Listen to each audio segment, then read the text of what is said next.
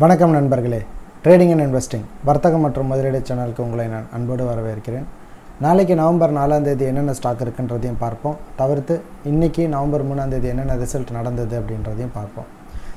So நேற்று நம்ம பார்த்தது வந்து சொனாட்டா சாஃப்ட்வேர் மட்டும்தான் பார்த்துருந்தோம். சொனாட்டா சாஃப்ட்வேர் என்ன நடந்திருக்குன்னா பை அபோவ் 325 சொல்லியிருந்தோம், ஸ்டாப் லாஸ் 300ன்னு சொல்லியிருந்தோம், டார்கெட் 327, 330 மற்றும் 335ன்னு சொல்லியிருந்தோம். வாங்க சார்ட்டில் என்ன இருக்குன்னு காட்டுவோம். ஸோ சொனாட்டா சாஃப்ட்வேரில் பார்த்தீங்கன்னா நம்ம வந்து 326.5க்கு மேலே வாங்க சொல்லியிருந்தோம். ஸோ 325க்கு மேலே அது நல்லாவே போச்சு. நம்ம இன்ட்ராடேக்குள்ளே இருக்கிற கேலண்டரை சார்ட் பார்த்துருந்தோம்னா ஸோ இன்றைக்கி காலையில் ஆரம்பித்த முதல் கேண்டில் இந்த கேண்டில் தான். நவம்பர் 3ஆம் தேதி முதல் கேண்டில். ஸோ காலையில் ஆரம்பிக்கும் போதே பார்த்தீங்கன்னா ஃபுல்லாக ஏறுமுகத்திலே போயிட்டு இருந்தது. இந்த டைம் வரும்போது தான் 325 கரெக்டாக க்ராஸ் பண்ணிச்சு. கிட்டத்தட்ட வந்து ஒரு 10:35 டயத்துக்கு 10:25 டைமுக்கு வந்து 325ன்ற ப்ரைஸை க்ராஸ் பண்ணி ஸ்ட்ரைட்டாக 330 க்ராஸ் பண்ணி மேலே போயிட்டு அதுக்கப்புறம் அப்படியே ஃப்ளாட் ஆகி கீழே வந்துருச்சு. நான் ஃபஸ்ட்டு 27 டார்கெட் வச்சுருந்தாலும் அந்த ஒரு வால்யூம் நல்லா ப்ரெஷர் இருக்குது அப்படின்னு தெரிஞ்ச உடனே நான் டார்கெட்டை வந்து 330 தான் வச்சுருந்தேன். ஸோ எனக்கு 330ன்றதே எக்ஸிக்யூட் ஆகிடுச்சு. அதுக்கப்புறம் எனக்கு எல்லாமே வெளில வந்ததுனால நான் அமைதியாக விட்டுட்டேன். ஸோ எனக்கு வந்து சொனாட்டா சாஃப்ட்வேரில் கிட்டத்தட்ட பார்த்தீங்கன்னா 1.25% ப்ராஃபிட் கிடச்சிது. இன்றைக்கி ரொம்பவே நல்ல ப்ராஃபிட். அது நேற்று நம்ம எடுத்த ரிஸ்க்குக்கு இன்றைக்கி நல்ல ரிட்டர்ன்ஸ் ஒன்று கிடச்சிது. சரி, அடுத்தது இப்போ ரீசெண்டாக நம்ம எடுத்த பொசிஷன்ஸ் அண்ட் ஃபியூச்சர்ஸை பற்றி பார்ப்போம். டிவிஎஸ் மோட்டார்ஸ் வந்து பொசிஷன் இல்லை, ஃபியூச்சர்ஸில் நவம்பர் ஃபியூச்சர்ஸ் இல்லைன்னா பொசிஷன் எடுக்கலாம்னு சொல்லி பார்த்துருந்தோம். பை அபோவ் 465ன்னு சொல்லியிருந்தேன், ஸ்டாப் லாஸ் 425, டார்கெட் 475ன்னு சொல்லியிருந்தேன். இது வந்து இன்றைக்கி என்ட்ரு ஆகிடுச்சு. ஸோ டிவிஎஸ் மோட்டரில் போயிட்டு நீங்கள் வீக்லி கேலண்டரை மாற்றினோன்னா மன்னிக்கணும் வீக்லி சார்ட் பார்த்தோன்னா இந்த ஹேமருக்கு மேலே இன்றைக்கி போக ஆரம்பிச்சிடுச்சு. ஸோ இந்த வாரம் இன்னும் ஒரு 2 வாரம் வெயிட் பண்ணலாம், தாராளமாக வெயிட் பண்ணி பார்ப்போம் 475 தாண்டுதா அப்படின்னு சொல்லிட்டு. என்னுடைய எக்ஸ்பெக்டேஷன் கண்டிப்பாக 475 தாண்டி அட்லீஸ்ட் வந்து ஒரு 485 ரேஞ்சுக்கு கிட்டே போகணும். பட் இருந்தாலும் நான் ரொம்ப ஆசைப்படலை. எனக்கு வந்து 475 வந்தாலே போதும் எனக்கு இந்த ப்ராஃபிட்னு சொல்லி நான் வெயிட் பண்ணிக்கிட்டு இருக்கேன். சரி, அடுத்த இதை பார்க்கலாம். அடுத்தது டிவிஎஸ் மோட்டார் ஜான் ஃபியூச்சர்ஸ்னுடைய மந்த்லி சார்ட்டில் பார்த்தீங்கன்னா வேறு மாதிரி இருந்திருக்கும், மன்னிக்கணும். ஸோ டிவிஎஸ் மோட்டார்ஸ்லேயே வாரத்துக்கு பதிலாக மந்த்லி சார்ட் பார்த்துருந்தீங்கன்னா இந்த இடத்துல நமக்கு வந்து ஒரு பியர்சிங் நடந்து போனதுனால இதை நம்ம ஏன் ட்ரை பண்ணக்கூடாதுன்னு பார்த்துருந்தேன். இன்னும் வெயிட் பண்ணுறேன், பார்ப்போம். 420க்கு கீழே வந்துச்சுன்னா விற்கலாம் அப்படின்னு வெயிட் பண்ணுறேன். பார்ப்போம் என்ன நடக்குதுன்னு. அதுக்கு இன்னும் என்ட்ரு ஆகலை. அடுத்தது ஹீரோ மோட்டார் காப்.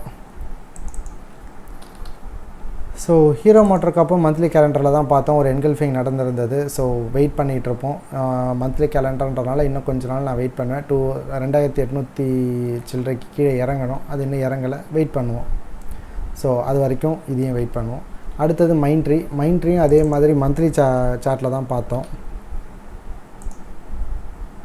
ஒரு இன்வெர்டட் ஹேமர் ஃபார்மாக இருந்தது, இன்னும் அந்த ஹேமருக்கு கீழே வரலை. ஸோ அதுவும் வந்து வெயிட் பண்ணுவோம், பார்க்கலாம் இந்த 3 என்ன நடக்குதுன்னு. இப்போதைக்கு டிவிஎஸ் மோட்டார்ஸ்னுடைய நவம்பர் ஃபியூச்சர்ஸ் மட்டும் என்ட்ரு ஆகிருக்கு, பார்க்கலாம் என்ன நடக்குதுன்னு.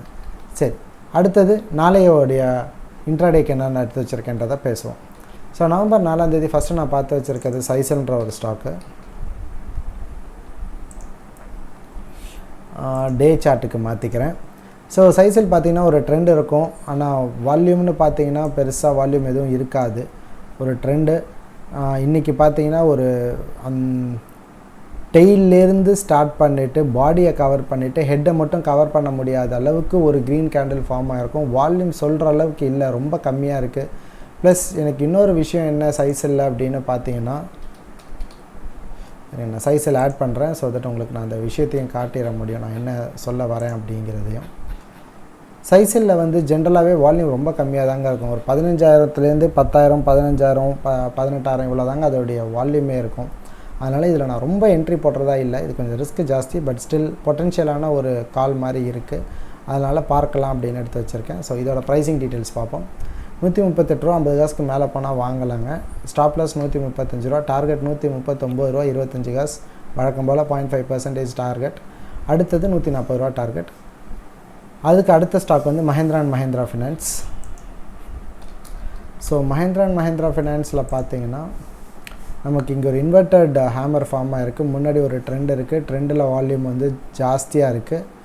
பேட்டர்னில் வால்யூம் ரொம்பவே கம்மியாக இருக்குது. அதனால் இது ரொம்ப ரிஸ்கியான ஸ்டாக்கு. பட் ஸ்டில் ஒரு ட்ரை கொடுத்து பார்க்கலாம் அப்படின்னு சொல்லி தான் நாளைக்கு நான் இதையும் பார்க்க போகிறேன்.